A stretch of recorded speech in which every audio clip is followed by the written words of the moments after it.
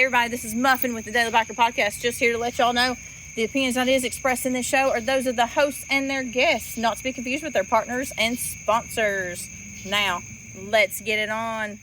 Hey guys, this is Sean from the Bikes and Beards YouTube channel, and you guys are listening to the Daily Biker Podcast. You're gonna love it. You know, I have a brilliant question, actually.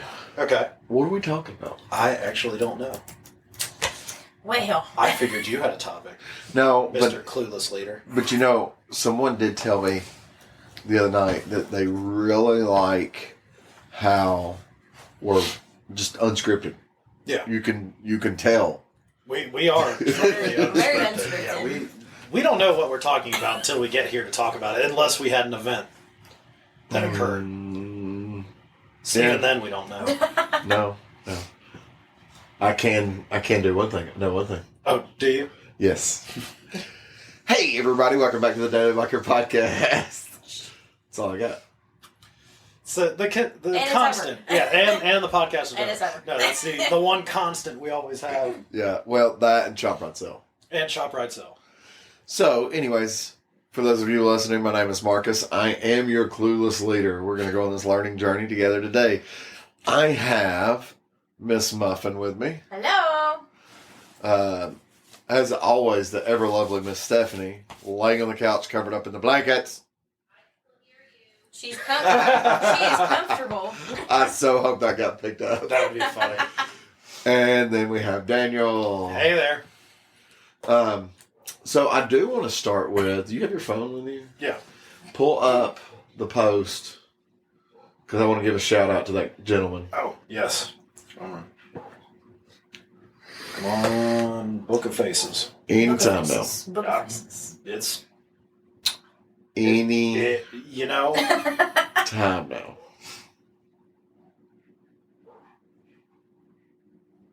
Any point in time. Okay, I'm going to give a shout out to Ben. Ben, I'm going to say your last name is Nesson, but I'm not sure. It's kind of, no, it's, Yeah. his last name is kind of like the brake caliper manufacturer, Mm-hmm. but it's Nesssen. So, but Ben sent us a message. Ben is in San Jose. Thank you for listening, Ben. It was fantastic hearing from you. And I tell people all the time that we want to hear from you. Ben understood the assignment and sent us a message. So thank you, Ben. Ben says he has a 2012 Road King Classic and a WR250R. So it's a 17 WR250. And I'm not sure. I have a friend that had an older WR that was a two-stroke. Do they still make a two-stroke WR? I don't think they're two strokes anymore. Can you look up a 17 give me a second. WR? I think they are four strokes now. Just so I have a better understanding. Like I said, I've got a friend of mine that has like an 89 WR. All right. Let's see. Give me some information. Four stroke. It is a four Let stroke. me see the bike. I actually, So it's still their Trail Series yeah. bike. Okay. When I took the So it's still the same bike. It's just a yeah. 4-stroke now. yeah, when I took That's the a fantastic motorcycle. when I took the MSF class, that's what because I was tall. That's what they put me on. They should have put you on a TTR. That would be. I'd be all over one of those. Oh, I'd take it home. See, guys, I already know how to ride. I just came out here for my wife. So he's in California. Free motorcycle. He's in California, so I bet the WR probably honestly sees a little bit more use than his Road King does. I mean, San Jose, I think he's a little bit. I'm not. That's familiar. not as much in the city, if I'm not mistaken. I'm probably completely off. Yeah, I don't know anything about California. I've never been out there. I've flown through some airports, but that's about it. They have an ocean. On the West Coast. Yes. Yes. They have an ocean. That's about all I know. They have an ocean on one side of the state and a desert on the other side of the state. And then Mexico on the bottom side of the state and trees on the north side of the state. Or potheads, depending on. I think that's California. Oh, that is true. That is true. I think they've all legalized it out there. But it's like literally, it's like Mexico, really big trees. Like I'm moving my hands here. I know they can't see it. I don't know why I'm moving my hands like There's a they can't see visual component to this There's a visual. podcast that you really just don't get the full effect for. it. So Mexico on bottom, giant trees on top, ocean. Unfortunately, kind of dirty, but they're working on cleaning that up. I don't know if you've seen that. No, the Great Garbage Patch. They're going through a lot right now. Ocean on one side, and then desert on the other side. So it does make I'm for surprised we haven't colonized that yet. you know, the ocean or the desert The or Mexico. Yeah, both. No, that garbage island that just floats around the ocean. What do you think San Francisco is? I wasn't gonna say it, but I'm not saying San Francisco is garbage. But I am saying San Francisco is literally garbage. Like the history of San Francisco is, hey, what are we going to do with all our garbage? Let's bury it in the ocean to make more land. I mean, if it works, it works. I don't think it's working. Well, that's their own. I think they have like parts of San Francisco that's like just collapsing back into the ocean. Every time there's an earthquake, that's Yeah, it. that's what happens. That would be called California. Yeah. You know, an earthquake, I don't want to say an earthquake is not something I've never experienced because we do actually, because Chattanooga is on a major fault line. Mm-hmm. One of like, I don't know its comparative size to like the San Andreas fault line or anything like that, but from what I understand, it's a fairly large fault line. Yeah. And we do not regularly, you know, every once in a while, stuff like that. And you're talking like magnitude like 2.0. Yeah. But you'll just feel that shake. Like I've literally, like I think it was like last year or something, it was at the house and it was just all of a sudden it's like, ooh, just like the slight shake, like you almost lost balance for a half a second. It's almost like somebody with a big subwoofer in their car just drove by. Yeah, and you're like, what was that? Huh, that's weird. And then next thing you know, you see popping up on Facebook, it's like, oh, the meteorological survey said that there was an earthquake. We had a big earthquake. What? It's like, what's an earthquake? Yeah. But I would, like I said, his WR, I would imagine his WR probably sees a little bit more. Yeah. I wonder what type of configuration he has it in. If he's got it set up more for street riding or kind of like as a dual sport off-road type. Because I've seen a lot of people that do both with the WRs. Yeah. You know, I personally, if I had a bike like that, I would want to adapt it more to handle off-road better, you know, skid plates and those types of things. But I would still want it to be streetable. Yeah. Not because I'm going to want to ride it back and forth to work, but because I'd want to ride it to the trail. Yeah. Well, those bikes are fantastic. You can throw those around turns. You can. I've seen people supermoto them. Yeah. Well, the thing for me though is when you're trail riding, Yeah. and even here, I don't know how it is there. I know other parts of the country are not this way, and I know other parts of the country that are absolutely this way. It's very hard. You know, there's a trail that you can go down on your motorcycle. Yeah. Where the heck do you park your truck at? Yeah. You know what I mean? That is one of the big things here. It's those trails are pretty much just right off the road. Yeah. There is no parking spot. There's no pull off or anything like that. It's Exactly. It's almost like a driveway.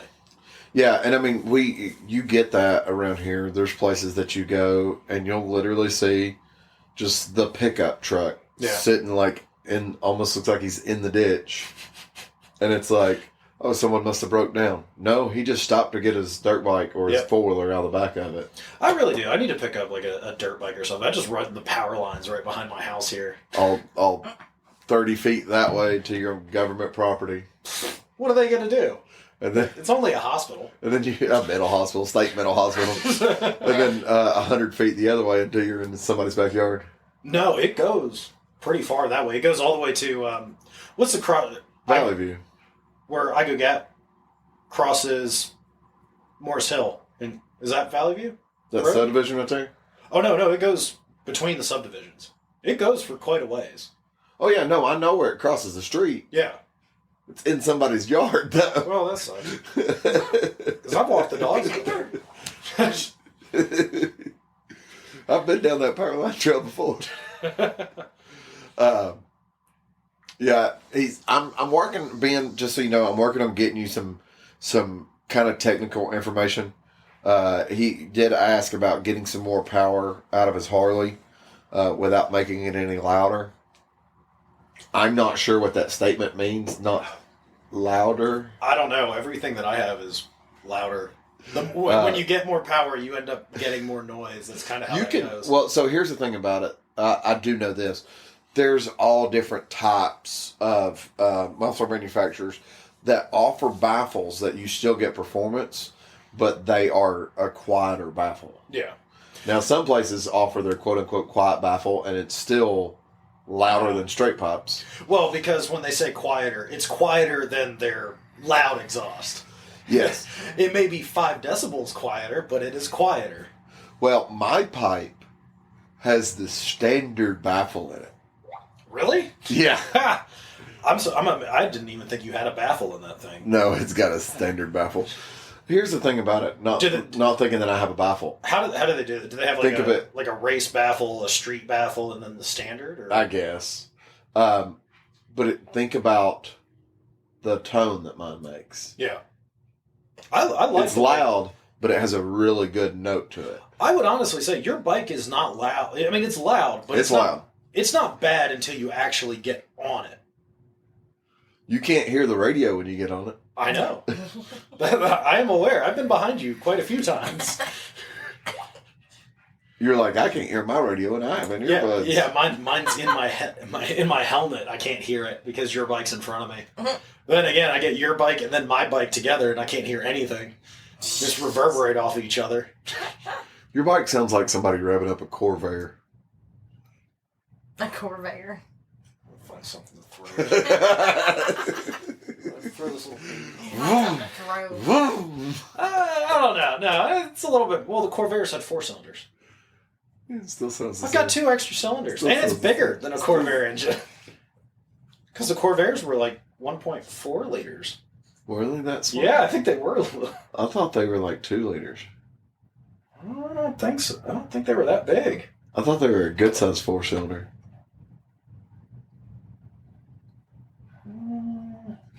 Come on. I mean, you got to remember for the time period, I mean, Yeah. a 500 cubic inch motor still only had 165 horsepower. Never mind. They were bigger ones. What am I thinking of, though? I thought they made a V8 Corvair, did they not? No, they didn't. And actually, I was wrong. They are flat 6s. They called them the Pancake 6, So, which goes in a Corvair. so that is why your bike sounds exactly like a Corvair. I'm going to say it sounds more like an old air-cooled Porsche. Have you heard an old air-cooled Porsche? Heather's stepdad collects Porsches. It sounds closer to a Porsche than it does a Corvair. That's what Have you heard an old Corvair lately? Yes, I have. So, like last week, I was behind a Corvair with Flowmasters.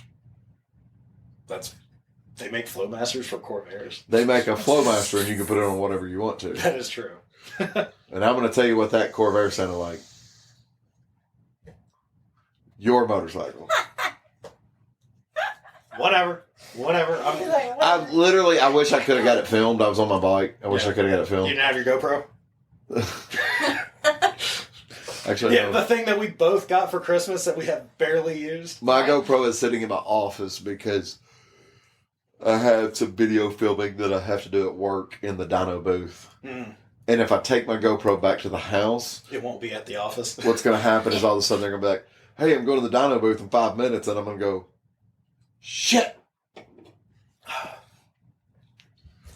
Well, actually, Ben's question is something that I wanted to talk to you about. He talked about getting some more performance out of his motorcycle without making it louder. Yeah. And- Hang on. Go Let ahead. me pause you for a half second. It's going to get a little louder, Ben. Yeah. There's no avoiding that. There is no way to avoid that. But it's not going to be. You can do it where it's not obnoxious. So Yeah, you can mitigate it. okay, go ahead. Well, so I guess that's a question that I was going to start. And I know me and you had talked about this previously. What is that ideal power level? Obviously, it's going to depend on what type of motorcycle it is and what type of riding you do. Okay. But where is that happy medium? So that's a great question. Okay. Because it's going to be different for you. It's going to be different for me. Heather's going to be completely different. Bo's going to be different. I think it's going to also be different from bike to bike. True. That's what I meant. Like riding styles, type of motorcycle. So let me say this. For cruiser style motorcycles. On my touring bike, I did that on purpose. I know. That's why I'm laughing. So on my motorcycle, I was looking at doing a bigger bore displacement. Because my thought was I needed that power. Yeah. Okay. Although my bike, in riding it, I'm very happy with the output and the power that my bike creates. Well, look, for the people that don't know, tell them what you have and what you were planning on doing with it. Just say, I got a motorcycle. I was planning on making it bigger. Yeah, okay. So, I'll get into that in a second. Okay. I have let some other people ride my motorcycle that know and have rode high performance Harleys. Yeah. That put down bigger numbers than mine. And all of them have said, my bike is a blast to ride because it's got enough power to do whatever you want it to do. Yeah. But still a very manageable motorcycle. So I think for now, I'm going to stay. Now, where I'm at. I have a 2017 Street Glide Special, which has the M8, the Milwaukee 8 motor. First year it was 2017.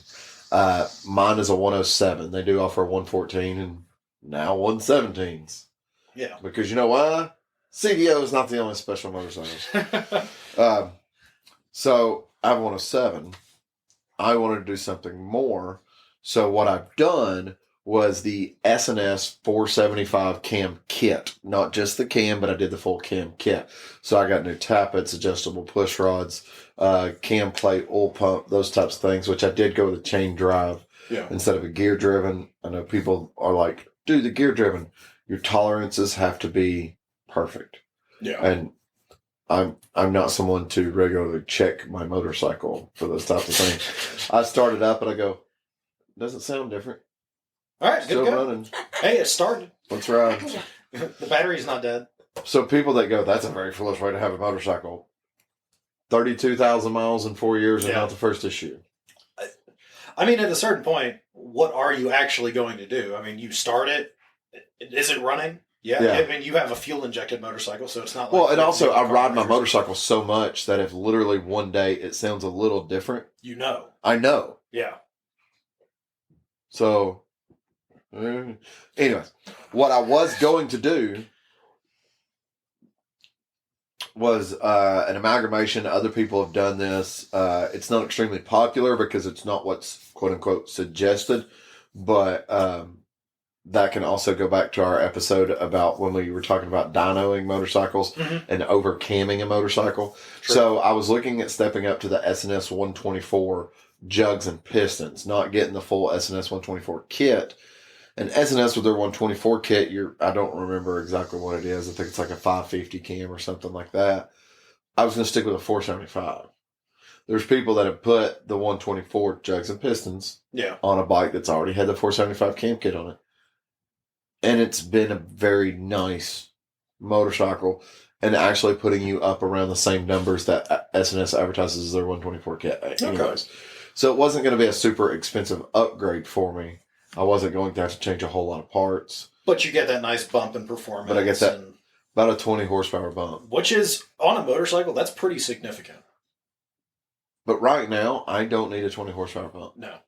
Now, maybe once I get a second bike, I can go, okay, you know what? I'm going to do that to the Street Glide and get that bump, because if something was to then happen to the Street Glide, I'm not out of motorcycle. True. And that's the big thing too. Once you get into modifying your bike, you now have potentially reduced the reliability. More horsepower comes with less reliability. Yeah, and I feel like when it's being modified. I feel like where I'm at now with what I've done to it, yeah. I'm still in kind of that factory reliability. Yeah.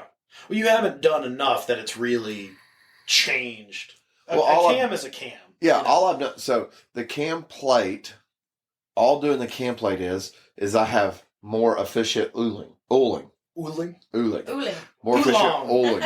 T. The oil pump is just a higher performance oil pump, which, to be honest, if you have a 2017 and you still have the factory oil pump, you need to go get the new oil pump anyways. Probably because gotta change that. There's the first gen oil pumps on the M8s were trash. I mean, it's not like, oh no, don't say that. Don't tell people that. No, it's not a secret. Harley admitted it. That's why Harley created a new oil pump. Was that something that they had? It was just a first gen thing. Okay. Well, I mean, with any new engine, you're always going to have growing pains. They've had like 4 or 5 iterations.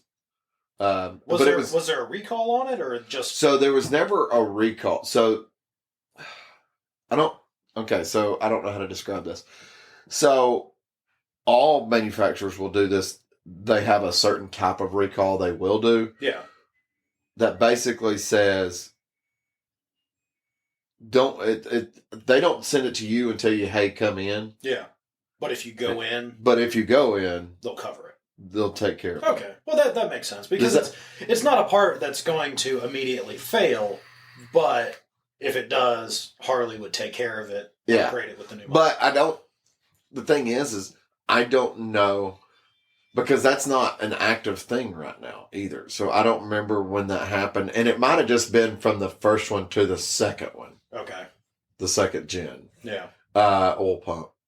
What I'm being told now, which could just very possibly be hearsay, is that they're like on their 5th gen oil pump. Oh, wow. But like 19, 20, and 21 all had the same oil pump. So it's basically 17 and 18. They just were minor updates. But now, honestly, when it gets down to it and you talk to these high performance guys, the Harley oil pump, the new Harley oil pump, is the best oil pump you can get, even compared to the aftermarket. So technically, the Harley oil pump is better than my S&S oil pump. Oh, I mean, that happens. Harley has all that R&D already poured into it. They know exactly what they're doing. You know, S&S has to get an engine, then modify it at that point. So, but that makes sense. Yeah. But I guess going back to the original topic, it's something that I've always thought of, because all of us like the idea of having more power.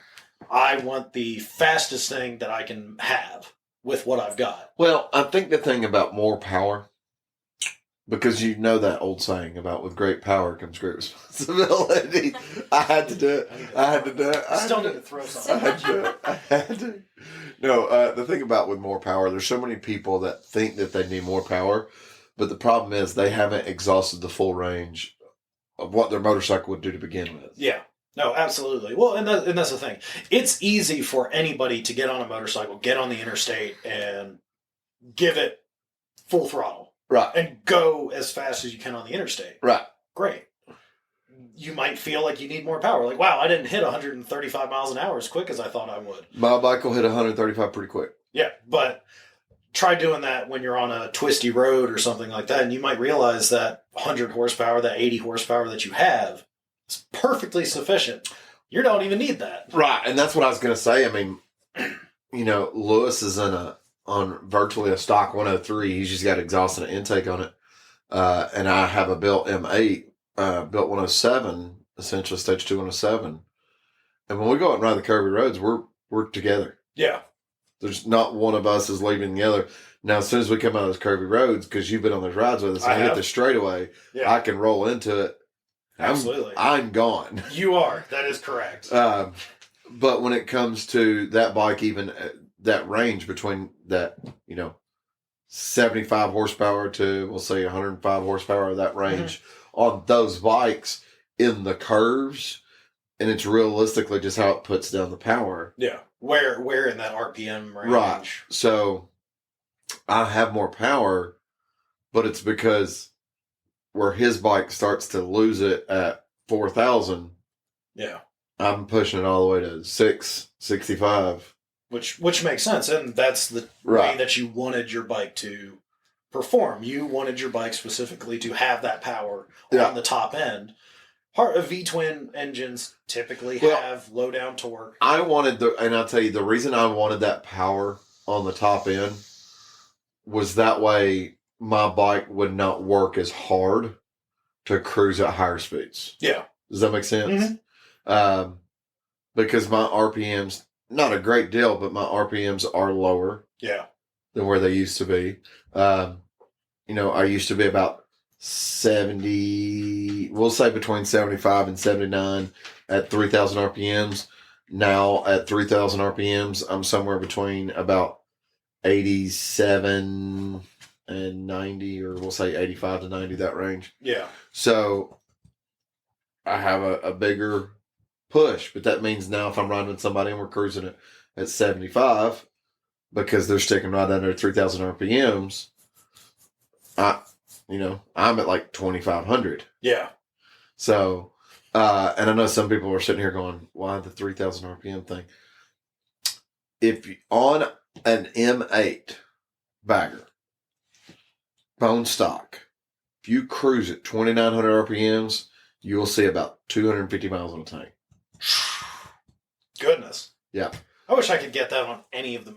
I bet you Stephanie's would probably do it. The new bike we got for her. So that's why we cruise at that, because I know people that go, I don't get 180 to a tank, and I'm like, well, how fast are you cruising? They're like, I'm cruising at 80, and it's like, okay, but are you really? I mean, you might be running 3,300 RPM, so you're drinking a little bit more gas. I mean, that first year that I ever rode to Panama on the street glide,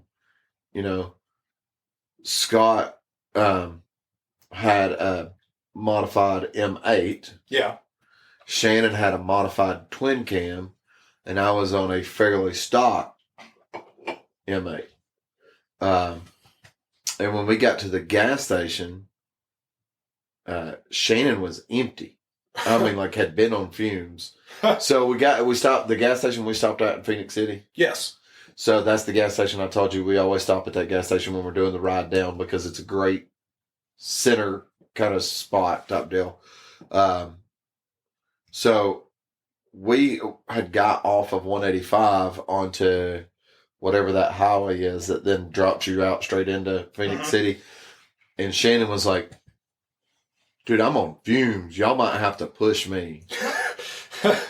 So he made it. When we make it to the gas station, Shannon's empty. Yeah. Like, I think his bike shut off pulling in the parking lot. Scott, with a modified M8, still stage 1, but a modified M8, he had, I think, he said, is like 40 miles left on his range. Yeah. I still had a quarter of a tank. Wow. On a stock M8. That's impressive. So we're definitely going to have to stop. We're going to have to make a stop before Phoenix City when we go down, for me. Yeah, well, we'll have to plan that ride. Carburetors are not the most fuel efficient things. Well, one of the things that would behoove us is to set forth before we went. Yeah. To figure out where a good cruising RPM to gas mileage ratio is on your motorcycle. Yeah. For me, the most efficient is between 70 and 75 miles an hour. Okay. Somewhere right in there, because I'm right at 3,000 RPM at that point. In so, I mean, if you can cruise it at 75. I know that's going to take us a little bit longer to get down It's there, no, because we don't have to stop for traffic. We don't have to slow down for traffic. Traffic? What's that? Exactly. Oh, what's that? So we need to do that, because if we figure out and you go, oh, hey, look, I can make 150 miles at 75 mile an hour. Yeah. Then we go, okay, well, we'll know, hey, we get it down onto 85 on the south side of Atlanta, stop and fill up. Yeah, that's most likely what it's going to be, because from my experience, it's about 130 miles to a tank. We'll take a look at it too, because it might be a situation where if that's where we're stopping at, then we don't need to stop in Phoenix City. We might stop in Eufaula. Yeah. For the next fuel stop. Yeah. That's just planning our ride. But that's not a bad thing to do anyway.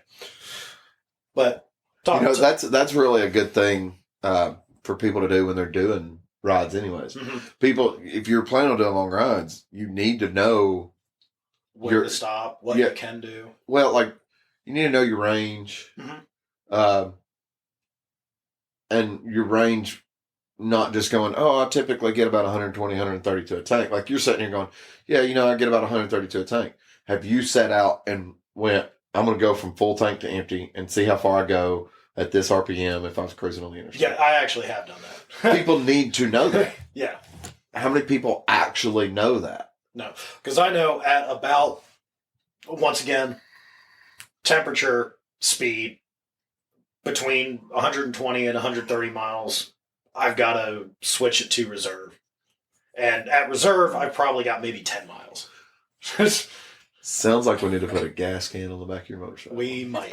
There's nothing wrong with that. You got a luggage rack back there, don't you? No, I don't. I've got a back seat, though. Strap it to the back seat. Or put it on the back seat. They're going to be in a car following us. Yeah, I don't know if I'd want to put the gas in the car with that. Oh, that'd be fun. No, it'll be fine. Just don't smoke in there.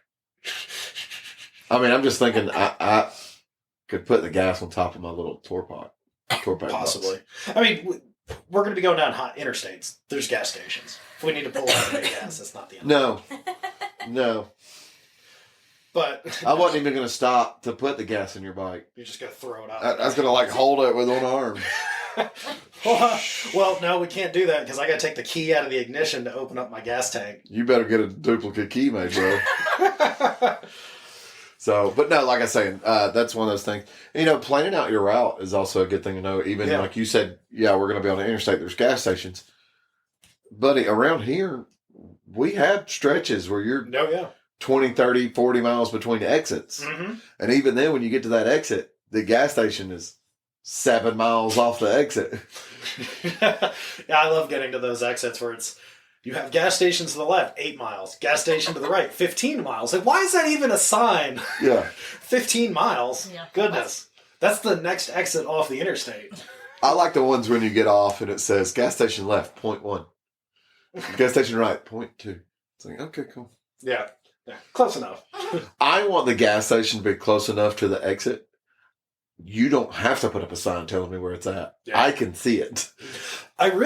We need to do like what they do up in New Jersey. They have those center islands. So they'll have a center gas station. New Jersey's not the only state that does that. I know, but that's where I know where they've been. I've been through New Jersey a few times, and they have those center island gas stations. That's so convenient. I think they have in Texas. Do they? I think so.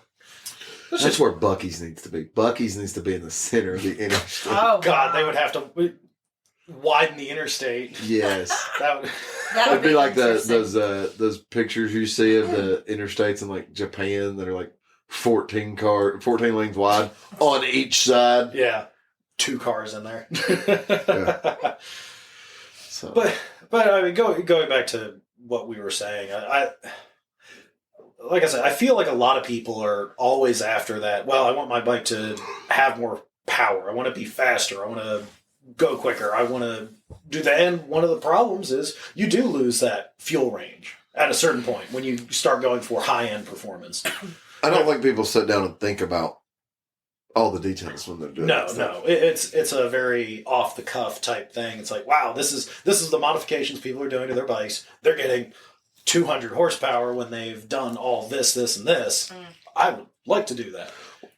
Well, that was the thing too. Like with my bike, I very easily could have went, oh no, I'm going to do the 114 kit, or I'm going to do a big bore, or whatever, with from the stock engine.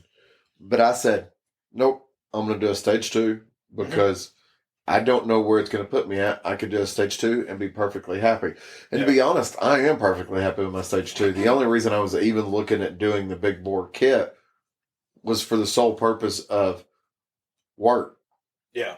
Being able to go, this is what you get with doing the big bore kit. Yeah. Which makes sense in the position that you're in. You know, like I look at bikes like my ZRX. In the position that I'm in at White Lightning Harley Davidson, which is this podcast, is sponsored by White Lightning Harley. We're Podcast. we're in the Daily Biker mobile studio, sponsored by White Landing Harley Davidson. Shameless plug. Shameless plug. Shameless. For all your Harley Davidson needs here in the Chattanooga metro region. Metro? That is funny. We do have the Chattanooga Metropolitan Airport. Mm-hmm. So I said the Chattanooga metro region. It's Hamilton County. Hamilton County. But that's the thing. Like I see a lot of like with my ZRX 1100. There's a lot of guys that go out there and there's big bore kits. There's a 1224 kit that you can put on there. You can do flat side carburetors, 42 millimeter or 44 millimeter, something like that. And you're going to get 150 horsepower, 160 roughly. If you do everything that is involved with the big bore kit. And to me personally, I'm not racing the motorcycle. I'm not doing track days, or even if I was doing track days, I don't think I would need that much power. It's a chain drive bike, so if I want more low RPM speed, I can change that rear set, I can change the sprocket, I can adjust it that way. And to me, that's much more suitable. It is. There's this constant search for more and more. And I feel like right at that 100 horsepower, 100 foot-pounds of torque, that's that kind of sweet spot, in my opinion, for most motorcycles. Especially a bigger touring or a cruiser style bike. I could do a chain drive conversion. Yeah, I've seen a lot of Harleys with that chain drive, but that's for doing hooligan things. Yeah, but think, if I did a chain drive conversion, I could do different set of sprockets. Yes. Without doing engine stuff. Which would be a lot cheaper. I don't know how much a chain drive conversion is there. I'd imagine it's fairly popular on the belt drive Harleys. But that is actually one of the things for Harley Davidson being a belt drive, you can't just change your rear set. You can't put a new sprocket on or front or rear sprocket on. You have to do engine modifications unless you want to go with a chain drive setup, and a lot of people don't really want to do that. They see a system that's already set and good. But if I got a chain drive and went up in my sprocket, yeah, I'm going to lose that RPM stuff that I was saying. Yeah, and you don't want to do that. Because I think your bike's... Well, I could put a tiny sprocket in the rear. A little baby sprocket. This is weird. I'll get 200 miles an hour at 2,500 RPM. Oh, good Lord. Oh, that'd be terrifying. It's like, how many miles? Only burnouts. Yeah, how many miles in a tank do you get?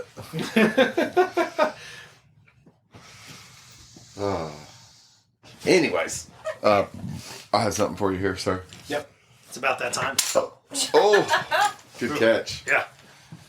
Don't look. You know, I don't have to be the only one that introduces the game to the world. I think you should be, though. You're the... I should be the only one that You should be the only one. You're the master of ceremonies over here. Master of ceremonies. It is time for Chop Ride Sale. If you don't know Chop Ride Sale, go back and listen to older podcasts. Listen to all of the podcasts. Because the only one we've done it. One that we didn't do. There was a period of time there, sometime in around the teens, 20s, that we went for a little while without Chop Ride Sale. Dang it. Dang it. Dang it. Dang it, Bobby. Damn it, Bobby. Well, you already figured it out?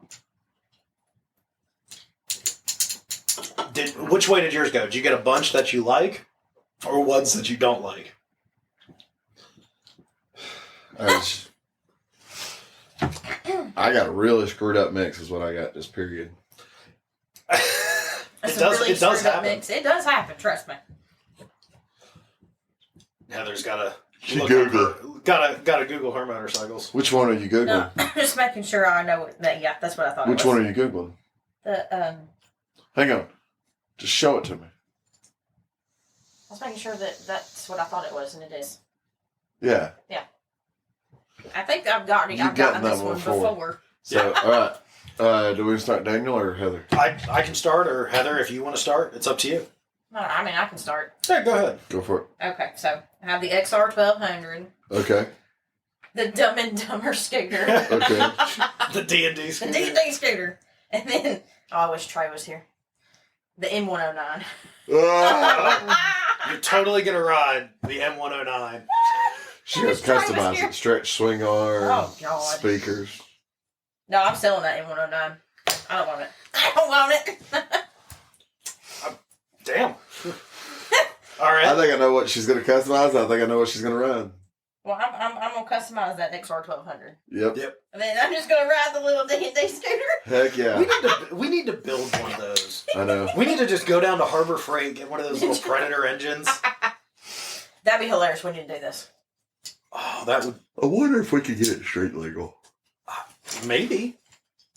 I mean, if it's got to have headlight, tail light. You don't need turn signals. You do need to have a mirror on Yeah, the but left there's side. no Hey, man. MSO. I bet you we could probably, because you can build a car. We could run the MSO off the VIN number on the engine. Yeah. I wonder.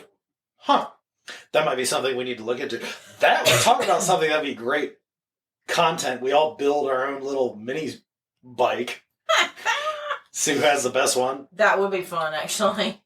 But the thing is I would build mine to run like ATV tires.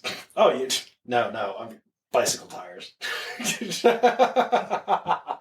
Oh man! All right, we can't. Okay, Daniel. All right. So I have the XR 750, Ooh. the ZH2, and the Harley Davidson Z90. We keep getting the Z90 is a. I know. So unfortunately, as cool as the Z90 is, that one's going to get sold to someone that would appreciate it. I'll buy your Z90. Yeah, I know you would. With whatever bike you're going to sell, you're going to have to bring out some cash for that one. They're worth about the same. I'm actually just going to ride the XR 750 That boy. because it's already built out as it's a Harley Davidson flat track Yeah. motorcycle, and Yeah. it's already built for that type of. For anybody that wants to Google one, be more than welcome to. But also, you can just think of Evel Knievel. Yeah, that's XR 750. Yeah. And the ZH2, I'm going to extract as much power out of the 250 horsepower bike.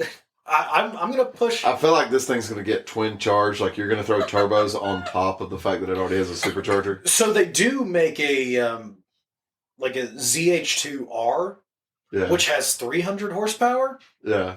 So since I've got the standards, that's a race bike only. Like you can't ride it on the street. It's not Yeah. street legal.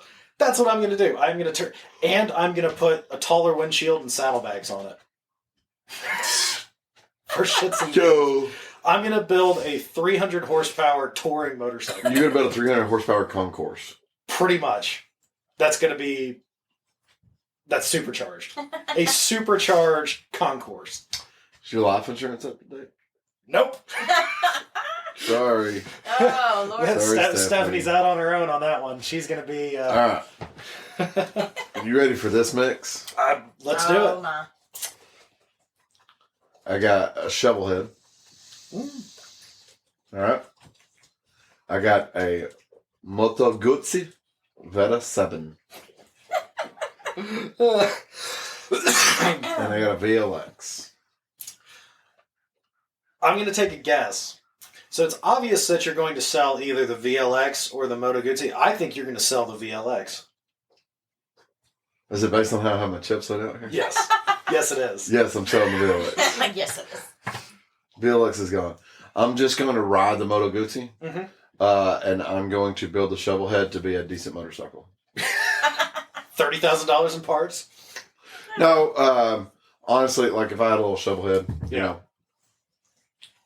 it's not that it was a bad motorcycle, but just going through changing gaskets and all that other stuff, making the motor good running bike.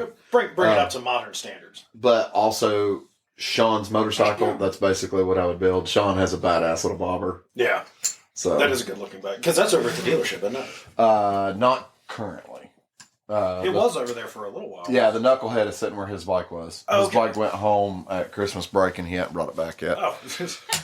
So keeping it from the public.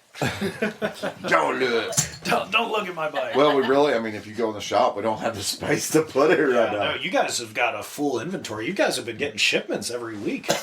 Yeah. Yep.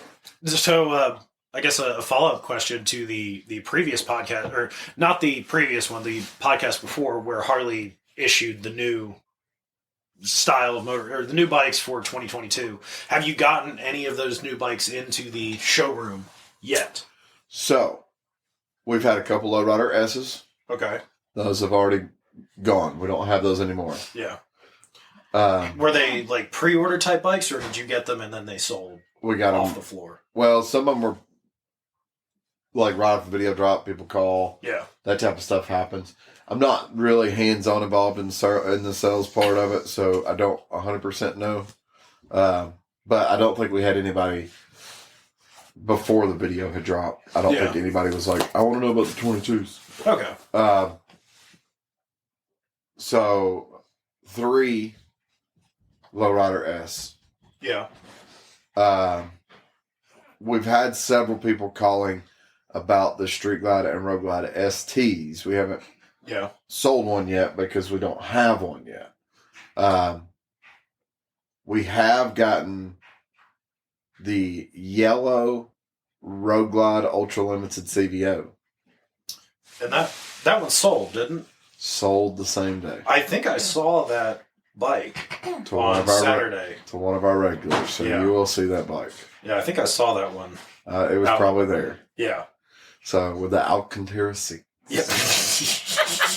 Fancy. That's an Lamborghini Print Water. No, I can't say it the way that does. I think he said, that's that Lamborghini Painted Wagon. Lamborghini. So, but yeah, I don't know when we're going to see Lowrider STs at our dealer. Other dealers have seen them. Because that's one I definitely want to see in person. When one finally comes in, I want to just I just want to look at it. You know, it's hard to tell. I don't know how long it's going to be till we get one of those. I don't know how long it's going to be till we get any of the Bagger STs. Yeah. But I mean, in the meantime, we're making do with what we have. I mean, you sound like it's tough over there. We're making do. You saw the build that we did on the blue and black. I did. So that looks good. It's not like we don't have stuff to do or have anything to sell. Oh yeah. Well, you've got a full showroom over there. Right? I've got more than a full showroom. Yeah.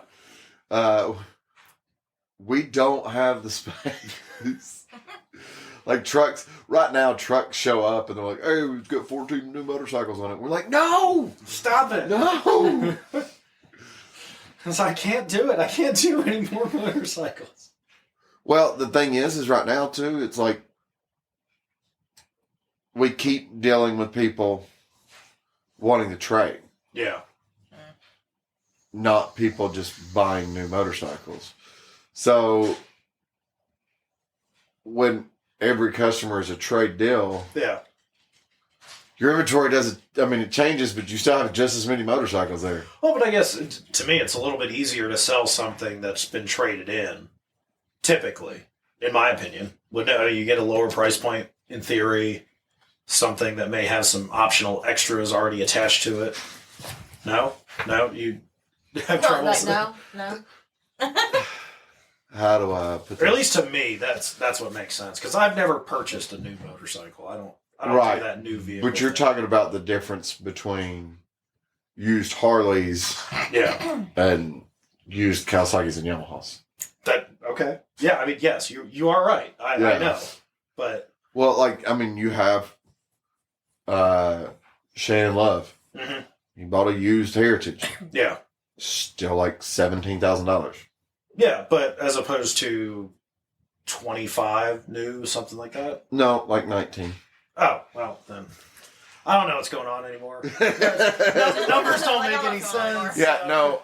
The market's all screwy to begin with. But. Right, that's the problem right now. And that's like I said with my bike. My bike sold new for $25. If I was to sell it as a private individual right now, probably sell it for 25. It's Yeah. it's a 4-year-old bike. Yeah, but still, somebody would pay it. I'm not losing no money. Or just wait till the bottom drops out on things and then buy them then, like I do. I can't lose any money on anything that I have unless I wreck it. Yeah. I know, Ginger. But like I was saying, the whole deal, what you're talking about with the used bikes, like you're talking about someone trading in a 15-year-old motorcycle. Yeah. There's a lot of people that are on 2-3 year plan with Harley. Okay. Like a lot of people do Harleys like they do Leases. cars. Yeah, they'll buy something, they'll have it for 2 or 3 years. You know, the factory warranty on a Harley is 24 months unlimited miles. A lot of people literally, her dad was one of those people for a while. As soon as that warranty's out, trade it in. New bike. Well, I mean, for a Harley, it makes sense. If you can trade it in without taking too much of a financial loss on it and you get something new, that's... We're talking about now. Yeah. It hadn't always been that way. True. But I mean, still, we've had this conversation as well. Harleys don't lose their value as much as other motorcycle brands. No, they don't. Typically. For the right Harley. Now, I'm sure there are some that just, you buy them and it just immediately drops off like a V-Rod. The problem, it's an upside, it's a blessing and it's a curse for stuff that doesn't lose its value because the customer, like, hey, it hadn't lost its value. But if you're one of those people that are going to go, I'm not going to buy brand new, I'll find one that's a 1 year old, couple thousand miles on it, I'll get a good deal on it because I'm not paying brand new. No. It's going to be the same price. Yeah, there is no deal. Forget about it. Forget about it. And like that's the thing. If I was to sell mine right now, and I say, you know, I could get 17 out, or 25 out of some of 17 to an individual, a couple $1,000s more, you get a new one. Yeah. Mm-hmm. With not 30,000 miles on it. Almost 32. Oh man. Oh, you got to trade it in. It's getting too many miles. You know the crazy thing about it? The weather's not been that great. No, it has not. It's been pretty. I'm terrible legit. here. I'm legit at like almost 32. Wasn't I just at 31 like a month ago? I think so. Yeah. Like I was bragging about hitting 31, and now I'm almost at 32. And the weather has been. When I say the weather's been terrible here, I mean like it's either been raining or it's been a high of 32 degrees. Yep. Well, we've talked about this before. How many podcasts do we have? Proper gear. We can ride in any temperature. Yeah, weather. but when am I putting these miles on? I'm not doing anything but riding back and forth to work. I don't know what you're doing. Heather, does he have a side woman? It's not me. He's going to go see another side woman. That's what it is. No, I think my bike is like going for rides during the middle of the day when I drive my truck to work. It's actually Heather. Last week, Yeah, I didn't tell you, but I actually do know how to ride now. We've been teaching her on the side. I didn't want to let her use one of mine. We figured yours would be better. last week, it would have been hard to ride if I'd wanted to. Yeah. Because it rained for a couple days. Well, it was almost every day. 30 degrees and rainy. Yeah. Except for Thursday where it was pouring and 60. Poured. Yep. I don't like riding. I'm not gonna discuss Thursday. We won't go down that road. I won't be that guy. Yeah, you'll do it in private. I know that. In private. Anyways, I'm not gonna call you out for not riding to the bike night. Hey everybody, this is Sean at White Lightning Harley Davidson. I want to thank you for listening to the Daily Biker Podcast. You can reach the podcast on Facebook or Instagram at The Daily Biker, or you can email the podcast at thedailybiker@gmail.com. Be sure to keep an eye on White Lightning Harley Davidson social media pages for the most up-to-date information on all our events and where you can find the boys.